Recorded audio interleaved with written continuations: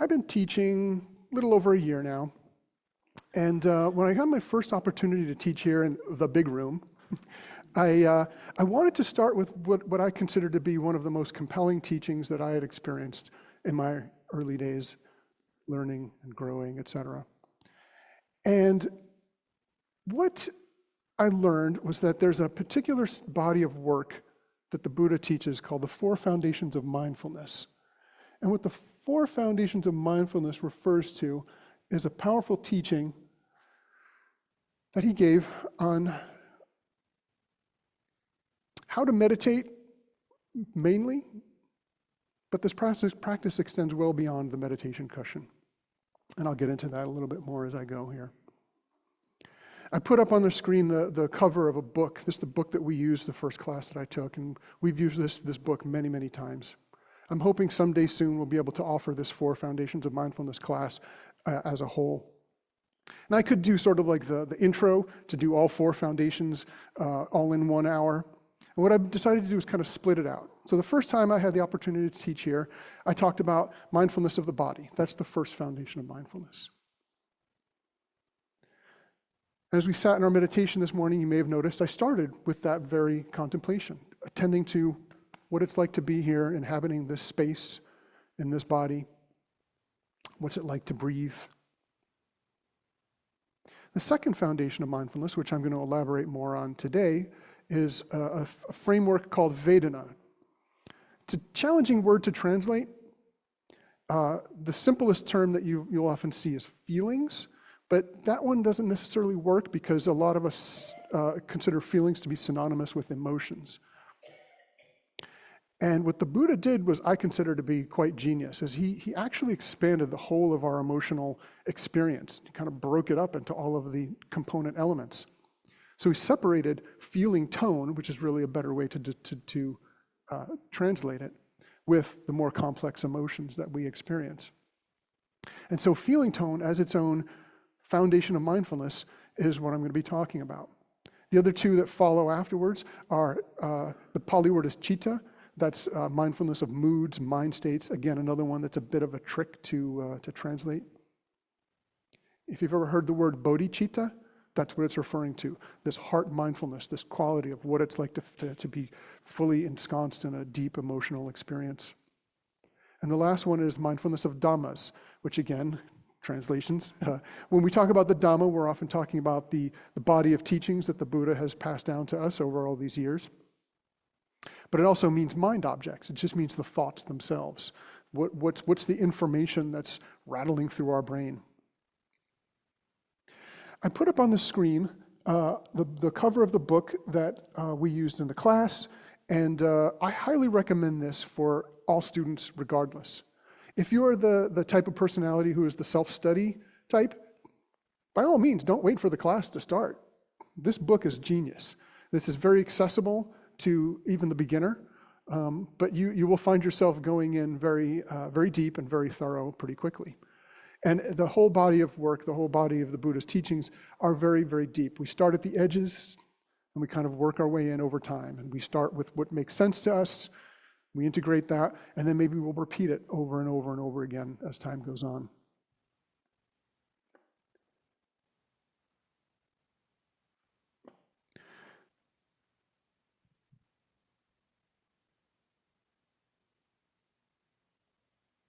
Another book that also captured my attention was a book by a neuroscientist. And the reason it captured my attention is here in modernity, being weird people, Western educated, industrialized, democratic, I think is the D in weird, we have a particular appreciation and respect for proof, science. And for those who've been doing meditation for a while and involved in any sort of dharma practice, you'll know that there's been a lot of research done into meditation in general. Hooking people up to brain scanners, looking to see what happens during the meditation experience, being able to actually quantify and measure and monitor what's going on, and to see the transformation that happens in the psycho, spiritual, emotional lives of the people who practice meditation. And I had no idea that it goes even deeper than that. And so the reason I like to bring this up is because I love confirmation bias. Of course, we want somebody else to confirm our endeavor, right? So science says that meditation's good, so therefore, add that to our list. And what I found out through this book is that neuroscience has been digging deeper and deeper into our brains to figure out how our emotions occur. It's a challenging endeavor, to say the least. These brains are very beautifully protected by our craniums. Not easy to get at the brain, not without causing a lot of damage. However, using more advanced technology, they can look at what's going on in the brain from a neurological level, blood flow, electrical level, etc. So this book that I put up on the screen, I'm going to share this for our Zoom folks again here real quick. This book is called How Emotions Are Made by Dr. Lisa Feldman Barrett. And I consider this to be one of my Dharma books that's not written expressly for the purpose of being a Dharma book. I was blown away by how close this research follows in line with what the Buddha teaches us in terms of how we're going to explore our emotional lives. I don't have an analog copy, that's why I'm doing this. I'm an ebook person, so that's why I have the photo here instead of the hard copy book. I do have some hard copy books too, of course, but easy accessibility, no trees being killed, etc. But anyway, in this book, she goes into a very elaborate description of how the brain works, and it's very accessible to the common person, right? This is not designed for neuroscientists. If you're a science enthusiast, if you're open to learning, if you've done decently well in your science classes through high school and or college, by all means, these are accessible materials. And she talks about some very important things that happen in our brain. So I'm going to kind of read a couple of quotes, but what she talks about is, she starts off with how emotions are really largely physiological experiences. This is our body reacting to the stimulus that we encounter throughout the day. Quote, simple, pleasant, and unpleasant feelings come from an ongoing process inside you called interoception. Interoception is your brain's representation of all sensations from your internal organs and tissues, the hormones in your blood, and your immune system. Interoception is, in fact, one of the core ingredients of emotion. Trapped within the skull, with only past experiences as a guide, your brain makes predictions. We usually think of predictions as statements about the future, like it's going to rain tomorrow, the Red Sox will win the World Series, you will meet a tall, dark stranger, etc. But here I'm focusing on predictions at a microscopic scale as millions of neurons talk to one another. These neural conversations try to anticipate every fragment of sight, sound, smell, taste, and touch that you will experience, and every action that you will take. These predictions are your brain's best effort. Wait, I lost my place. Where is it? These predictions are your brain's best guesses of what's going on in the world around you and how to deal with it to keep you alive and well. Prediction is such a fundamental activity of the brain that some scientists consider it the brain's primary mode of operation. So as we go throughout our days, we're assessing what's happening. We have to be conscious agents, whatever that means.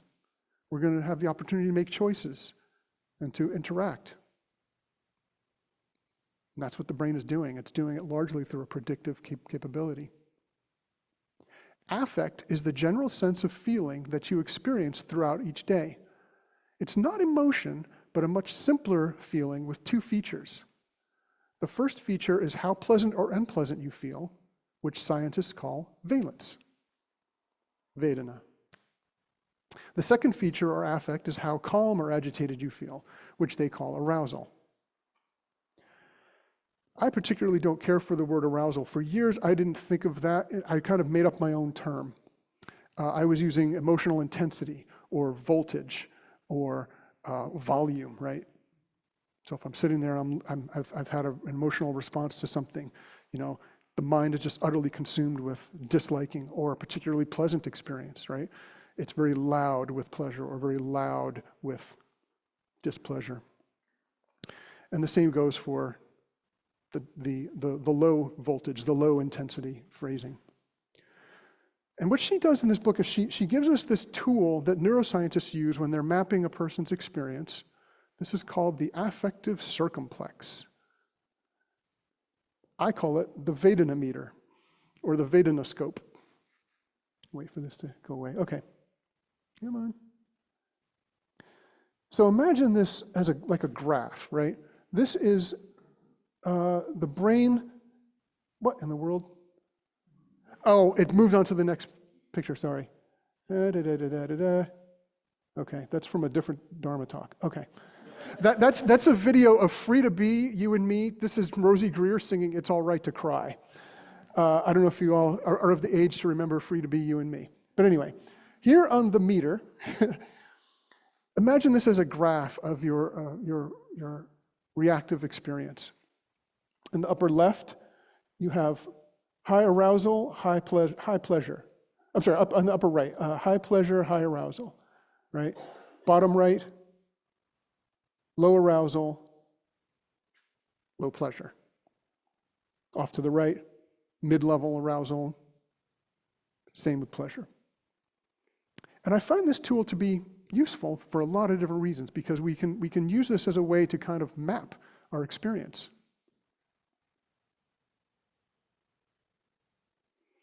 If you're sitting in meditation, if you're a visually attuned person, right? Some people have different ways in which they interact with their teachings. Maybe this won't work for all people, but this is just a good way for us to kind of attend to what's going on in the heart and mind.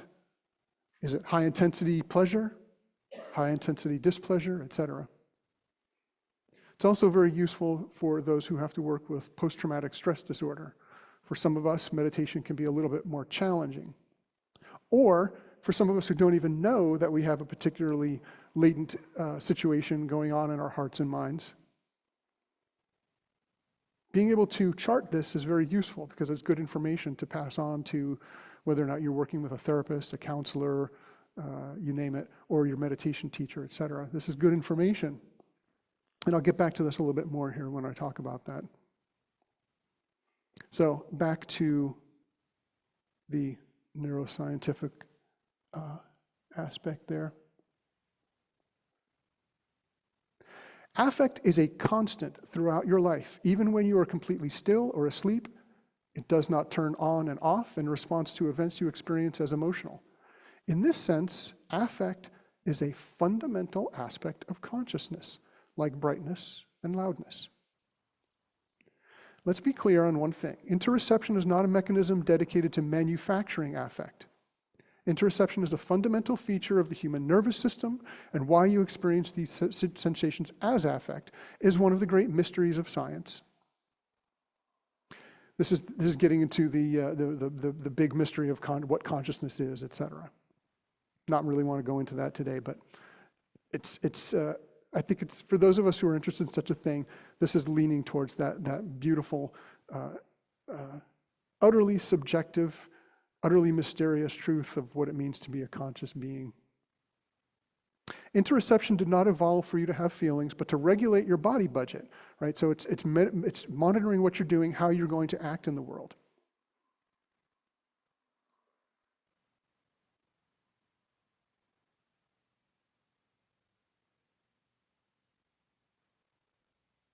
I keep losing my place. Your affective feelings of pleasure and displeasure, calmness and agitation are simple summaries of your budgetary state. Are you flush? Are you overdrawn? Do you need a deposit? And if so, how desperately? Your affect is always some combination of valence and arousal, represented by one or point on the affective circumplex.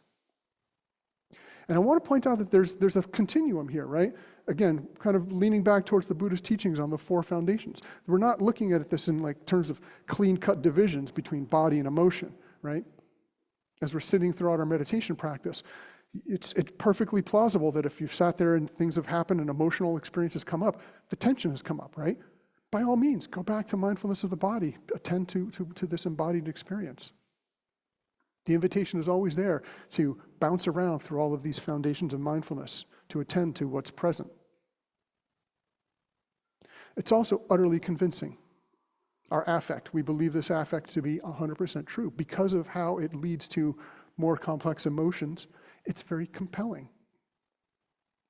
Affect leads us to believe that objects and people in the world are inherently negative or positive. That's a loaded statement, I know. People like to say that seeing is believing, but active affective realism, this body of sort of scientific philosophy that she's advocating, demonstrates that believing is seeing. The world often takes a back seat to your predictions. In short, you feel what your brain believes. Affect primarily comes from prediction. These ideas are not just speculation, because scientists with the right equipment can actually modify your affect. If anybody's heard of deep brain stimulation, you could do this physically, surgically, it's very invasive, very dangerous, but you can do it. But with deep brain stimulation using magnetic waves, you can actually change a person's affect from the outside. Affect is not just necessary for wisdom, it is also irrevocably woven into the fabric of every decision.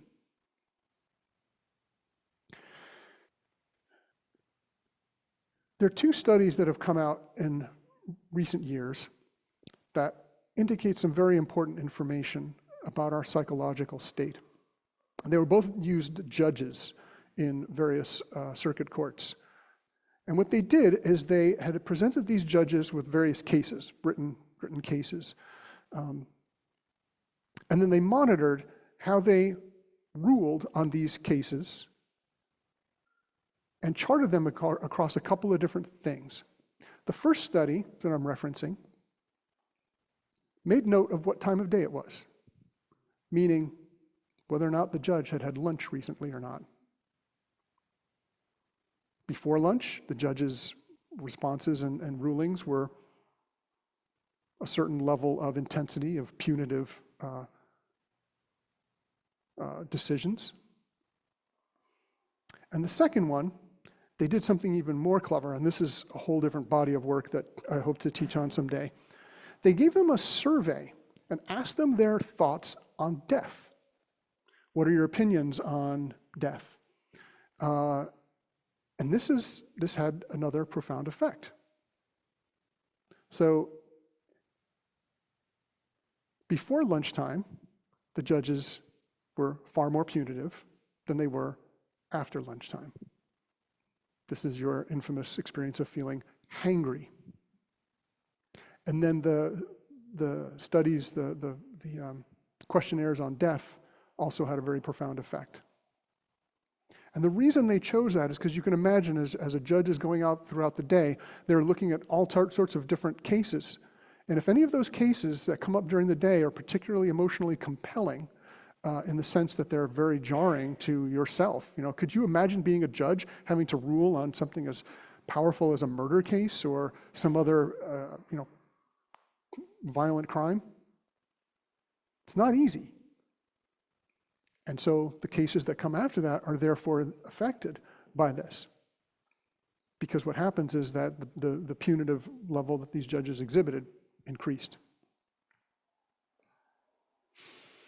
The bottom line is this: the human brain is anatomically structured so that no decision or action can be free of interoception and affect, no matter what fiction people tell themselves about how rational they are. Your bodily feeling right now will project forward to influence what you will feel and do in the future. It is an elegantly orchestrated, self-fulfilling prophecy embodied within the architecture of your brain. That means, in effect, you can construct the environment in which you live. You might think about your environment as existing in the outside world, separate from yourself, but that's a myth. You and other creatures do not simply find yourself in an environment and either adapt or die. You construct your environment, your reality, by virtue of what sensory input from the physical environment your brain selects. It admits some as information and it ignores some as noise. And this selection is intimately linked to interoception. Your brain expands its predictive repertoire to include anything that might impact your body budget in order to meet your body's metabolic demands. Interoception cannot alone explain emotion, An emotion category like anger or sadness is far more complex than a simple feeling of unpleasantness and arousal. And that's where the continuum of the teaching kind of treads into the teaching on moods, mind states, citta, bodhicitta. So she makes some pretty powerful claims in this book.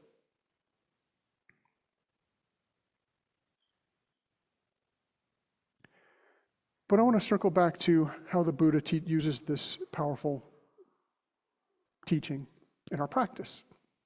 There are two suttas in which the four foundations of mindfulness show up. The one that's more elaborate, the one that's a little bit longer, that goes into a lot more detail, is called the Satipatthana Sutta. That's what the book that I referenced earlier from Joseph Goldstein references.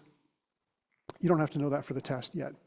But this is, the Satipatthana Sutta is considered to be the most exhaustive teaching that he gives. Another one's called the Anapanasati Sutta. This is the mindfulness of breathing in and out. It's a little bit more concise. It's a little bit shorter in terms of the instructions. And I'm going to paraphrase the teaching, because the way the Buddha taught used a lot of repetition, which doesn't necessarily land very well for modern listeners. But by all means, if you ever take the class or you want to do this as your self-study, I encourage everyone to kind of read through and really sit with this slow, deliberative way in which the Buddha taught. But in essence, it breaks down to this. When the meditator is experiencing liking, they know, I experience liking. When the meditator is experiencing disliking, they know, I experience disliking. And a neutral feeling, they know, I experience a neutral feeling. Liking and disliking, by the way, are pretty easy. That's pretty self-explanatory. Neutral can actually be a bit of a challenge for some people to wrap their mind around.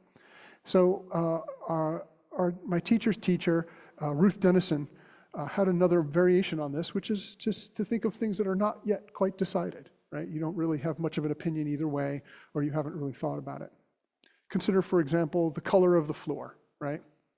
You don't really pay much attention to it. It's a blue carpet, blah, blah, blah, You don't really think much of it either way. But maybe if you look at it long enough, you'll notice that the mind starts to change. Maybe it'll start to be a little bit more liking, or maybe you'll notice a spot where it's a little faded, and then you'll start to develop some disliking, etc. So, not yet decided is another way to approach neutral.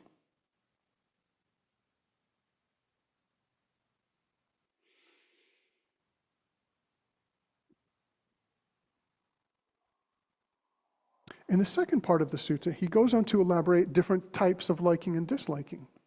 He qualifies them by worldly pleasant experiences and unworldly pleasant experiences. Unworldly, worldly pleasant, worldly unpleasant, unworldly pleasant, unworldly pleasant. So it's a bit of an interesting way to unpack your pleasant and unpleasant experiences. What is he trying to get at? Well, in another teaching, he expands upon this a little bit more. He goes into a little more detail. And I'm going to borrow the words of Bhante Gunaratana, one of our most revered mindfulness teachers of the 20th century, wrote a number of books, Mindfulness in Plain English being the most widely known of all of these. But this category of worldly and unworldly refers to what does this type of feeling lead toward? What is it inclining the mind towards? Quote, the Buddha described two broad categories of feelings, worldly and unworldly. Worldly feelings are feelings with the underlying tendencies of greed, hatred, or delusion activated to some degree. These feelings lead directly to greed, hatred, and delusion. Worldly feelings inevitably arise in pursuit of mundane, ordinary life, such as enjoying sense pleasures, seeking wealth, looking for companionship, seeking for a position, or buildup of wealth and power and status. With mindfulness, we stop ourselves from being carried away by the greed, hatred, and delusion. We subdue these tendencies by watching them. We pay attention to them with a relaxed mind, not trying to force anything, but simply letting go. The moment we let go of greed, hatred, and delusion, we experience unworldly feelings. They are the pleasant, happy, peaceful feelings that arise in letting go.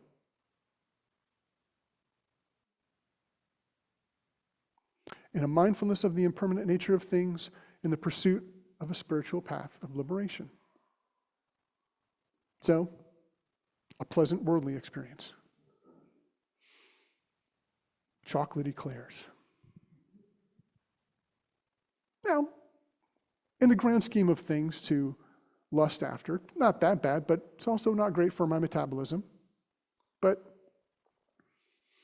there you go. There's an example of something that it's a pleasurable experience. I know what a chocolate eclair tastes like. Perhaps I've got a chocolate eclair rolling through my mind, but that's leading in the direction of greed. A pleasant unworldly experience. This morning, when I walked in the door, I was greeted very beautifully and very warmly by a bunch of Dharma friends, right? This refuge that we take in Sangha, this kindness that we share, that we express towards each other. While, of course, it's a pleasant physical experience to see your dear Dharma friends, the inclination of the mind tends to go more towards more compassion, more equanimity, more sympathetic joy, more open, loving kindness.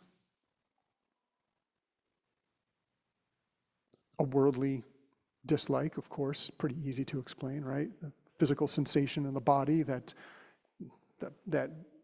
doggone knee pain that keeps coming back, etc. Leads you back into this mental proliferation of greed, hatred, and delusion, the disliking of that sensation. And an unworldly, unpleasant experience is a little bit more tricky to get at.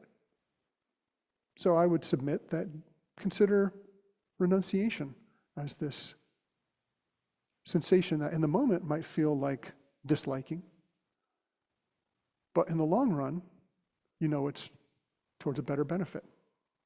So, okay, I'm not going to have the chocolate eclair. I'm going to withhold. I'm going to stop. I'm not going to go buy that. I know where to buy them. I'm not going to go. Feels unpleasant for the moment, but in the long run, I know that it's good for me because it's setting the mind towards the inclination away from greed, hatred, and delusion.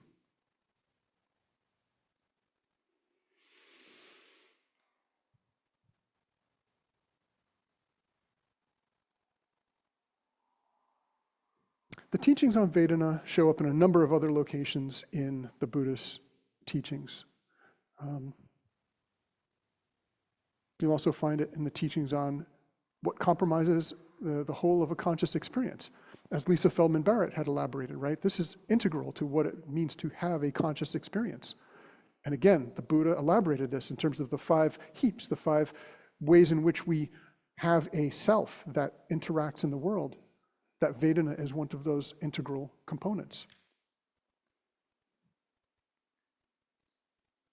He also references it in the steps on dependent origination. And that's a whole other teaching unto itself. But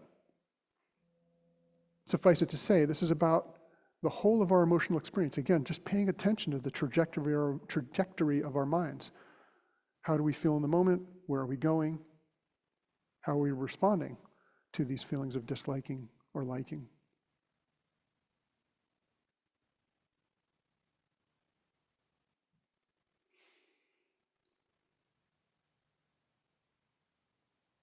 So as I mentioned before, I find it utterly fascinating the way in which the Buddha really unpacked the whole of our emotional lives. I think it's brilliant.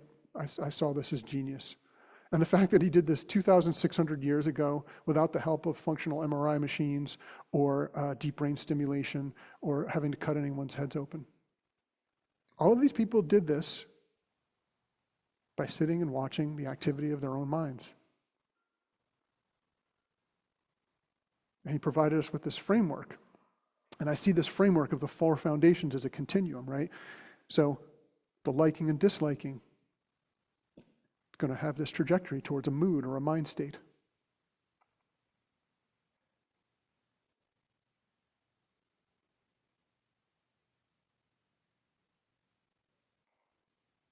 Some other things to point out about Vedana.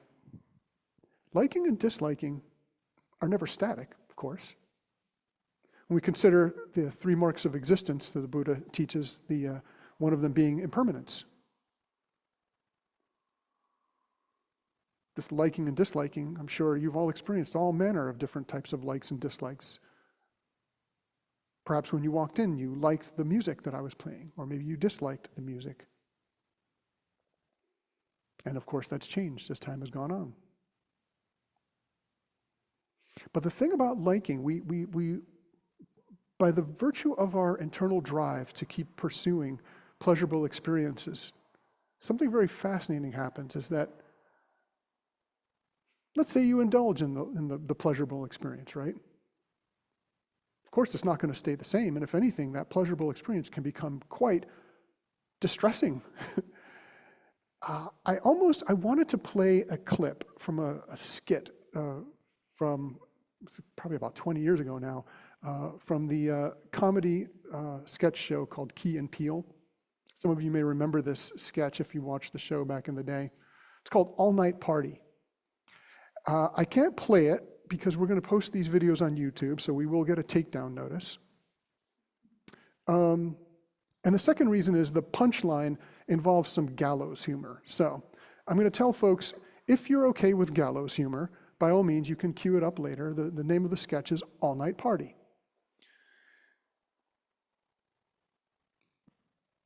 Imagine if you went to an all-night party, right? And this is dance music, right? Driving, pounding beat, etc. You know, tonight we're going to party because the party's all night, and the party don't stop because the party keeps going. That's a summary of the lyrics, right?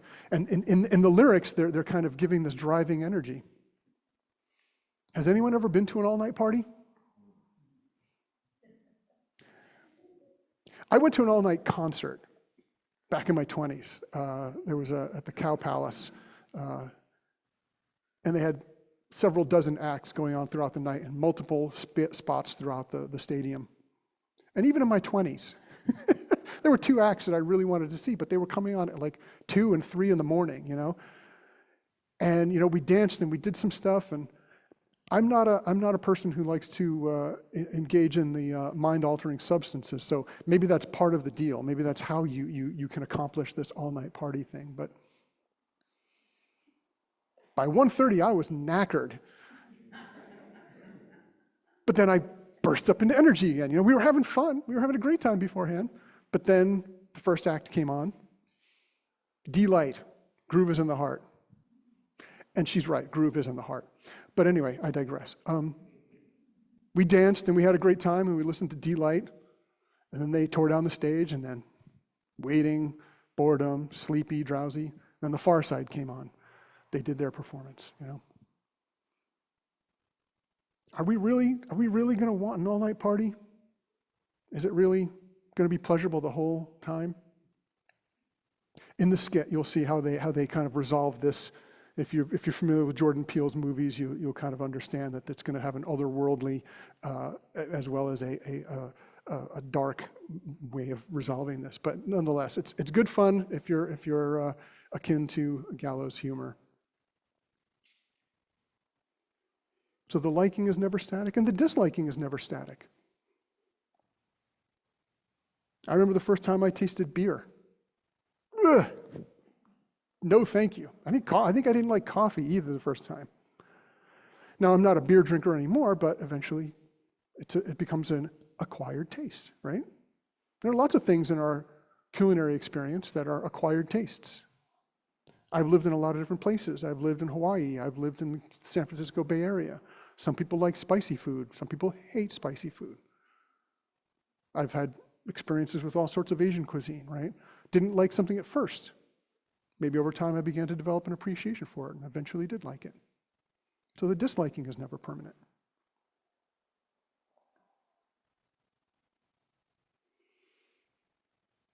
So as we're attending to liking and disliking, we notice the impermanence of it all.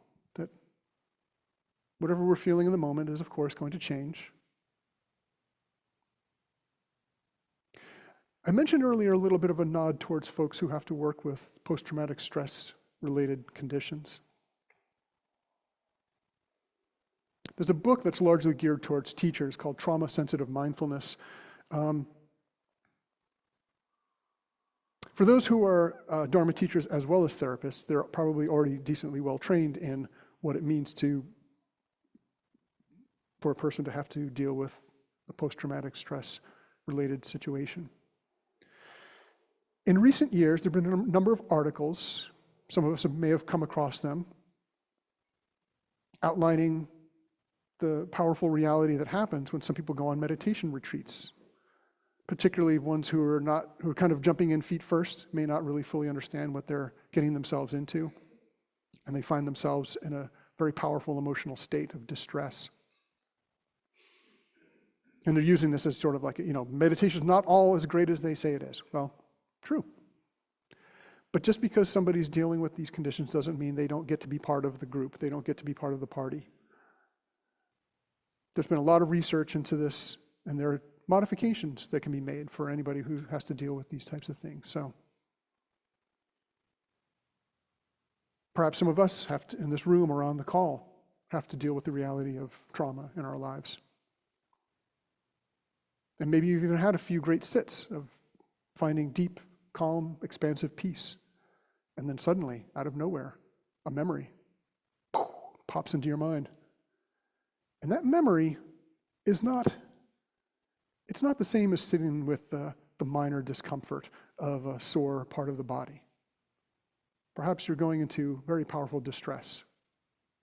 Or down at the bottom left side of that diagram, you're checked out. It's called dissociation. You've completely checked out. You're no longer with us. You're outside of your body and mind. You're floating in a fantasy world, etc. So these are extremes on this diagram, right? If anybody finds themselves in that situation, by all means, please reach out to a Dharma teacher, a senior Dharma teacher, and please, even more important than that, reach out to your mental health care professional. Because these things can surprise us sometimes. These things that we didn't realize were lurking in our psyches. And our practice is really intended to be something that we grow with. We sit with the little things so that someday we can learn to sit with the big things.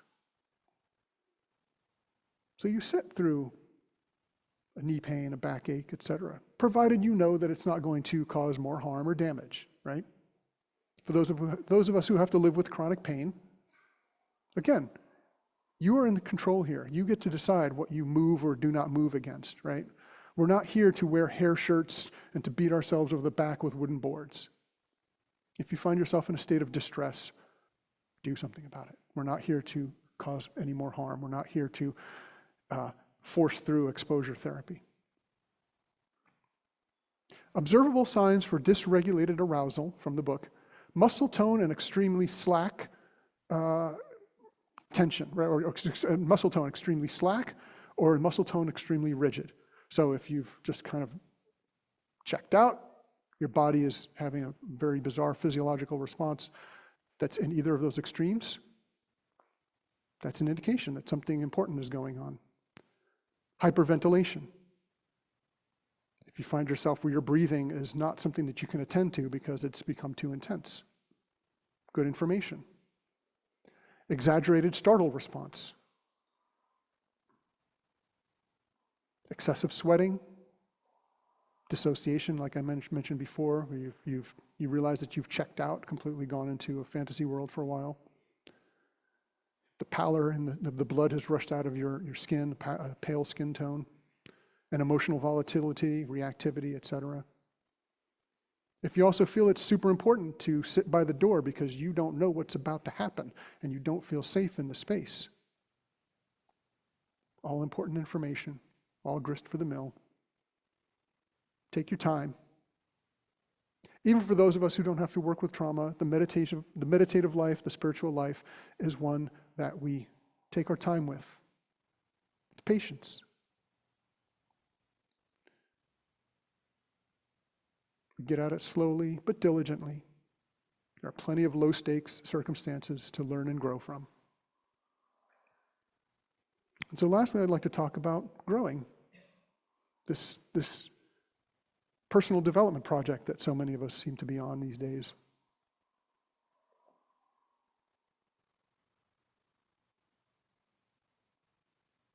First and foremost, I would say that this meditative practice is one of the most beautiful, rich, and challenging things that we can do that fall into the category of self-care.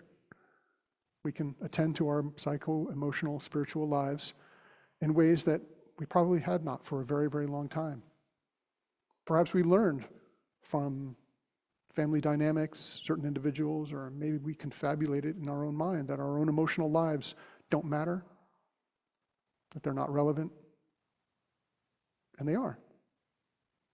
You get to spend this time taking care of this somebody as we make our way through the world. So I mentioned a lot about inclination of the mind, right? We have this reactivity. We can attend to the awareness of it, right? Let's say you're in a particular position in your employment or in your family where you are the decider. You get to make decisions about what's going to happen for other folks. This attention to mindfulness is that moment. It's creating that expansive point, not just in our meditative practices, but in our day-to-day lives. We've learned to create some space around our emotional reactivity. And in doing so, maybe I'm not going to react angrily. Maybe I'll pause and I'll tell the person. Maybe if I know the person well, I've said this to my coworkers. I'm not in a great state of mind right now. Can I have a few minutes? I can't respond to that email. I've written a draft. I do this all the time. Write the draft email. Don't put the person's name in it. Send it to a trusted colleague or friend and say, how does this land? I have many times received messages back saying, please do not send that email. So we're creating space around our reactivity. We're looking at what's going on in our hearts and minds, and we're starting to expand this capacity for choice and wisdom. And so now we've created this space. Now, how do we act? What do we do? We don't just sit there and let these things happen in the world. We've created this space for compassion. We've created this space for listening to ourselves. We've created this space for equanimity. So now we can cultivate. If we have a mind that's particularly attuned towards anxiety, anger, greed, hatred, delusion, we can now use our meditative practices in ways to cultivate things that lean towards the vedana, the skillful choices away from greed, hatred, and delusion. And the Buddhist list of virtues is very, very long. I say it starts with equanimity. I say it starts with turning down the arousal, turning down the emotional voltage and intensity. Get to a point of spaciousness. And from there, when you meet the other person, the so-called other, this open spaciousness turns into what we call metta, open acceptance for the truth of who they are. Now, you may not want to accept their behavior, but there's a conditioned being there before you. Now, we have our dharma friends. It's very easy to experience metta towards them because we've all developed these relationships and we know each other pretty well. And when your dharma friends or any of your friends, anybody that you care about, finds themselves in a situation of distress, that open acceptance metta then converts into compassion. This recognizing of another person who's having an emotional experience. Or if they're having a particularly pleasant experience, they're having lots of success in life, and their meditation practice is going well. Sympathetic joy, this joy for another person's joy, also inclining the mind.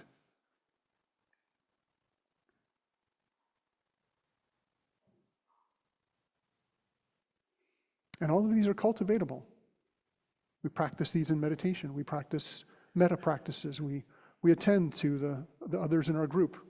We consider the powerful truth of everyone else's journeys, how rough it's been. We are all here for very, very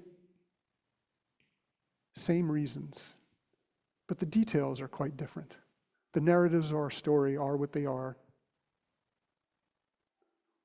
When you scratch away all the stories and all the narratives, we're all here because sometimes life is quite difficult.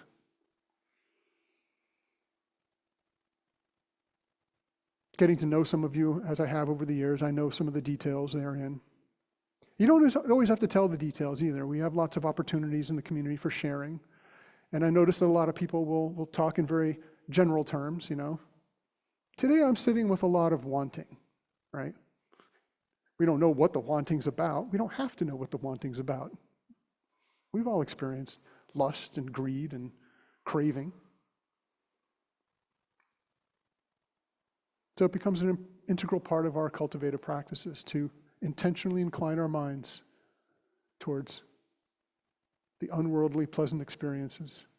And over time we'll notice as our practices deepen and expand and we continue this working at the edges and spiraling our way in deeper and deeper into our emotional lives, we find more peace and presence, becomes more grounded, more steady.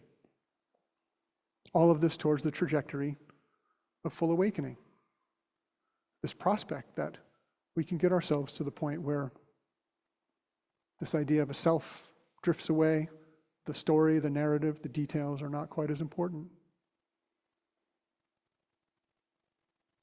But along the journey, why not make good use of your capacity for cultivation, developing more moments of peace and presence?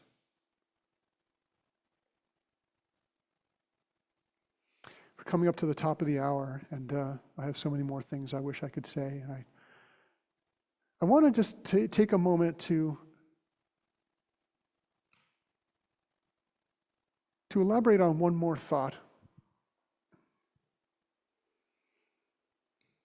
Let's just do a quick little meditation to wrap things up. You don't even necessarily have to change your position. Let's just take it natural. Your position is as it is. Your body is as it is. No need to make anything special out of it. If we consider all these moments of liking and disliking arising and passing away, is it really worth grasping onto any of this liking or disliking? Of course, some things are important. They can be very compelling. But if we know it's going to change, then perhaps letting go is the medicine.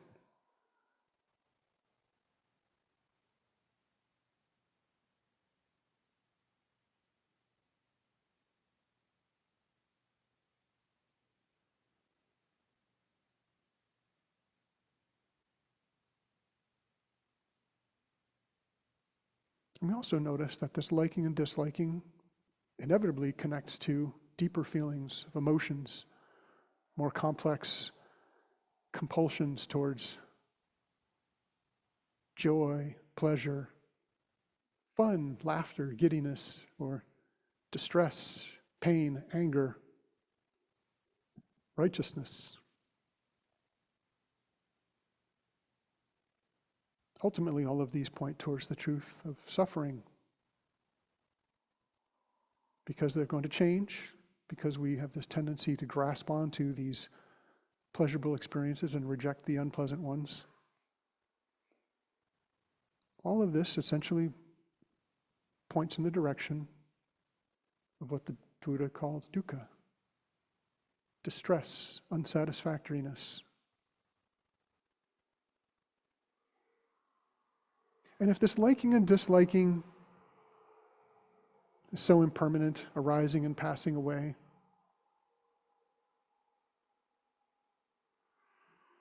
to what degree would we want to identify with this as an identity, as a somebody? Sometimes it's helpful, sometimes it's not. Does this define the whole of who you are, this liking and disliking?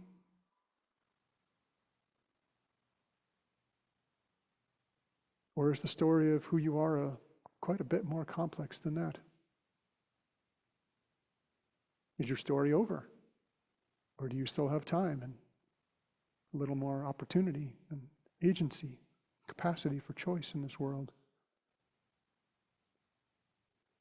The self is not really as static as we sometimes think it is to be.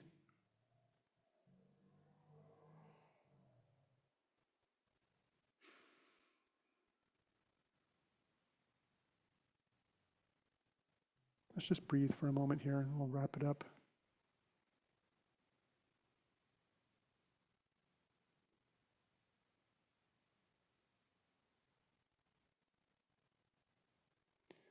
And before we end,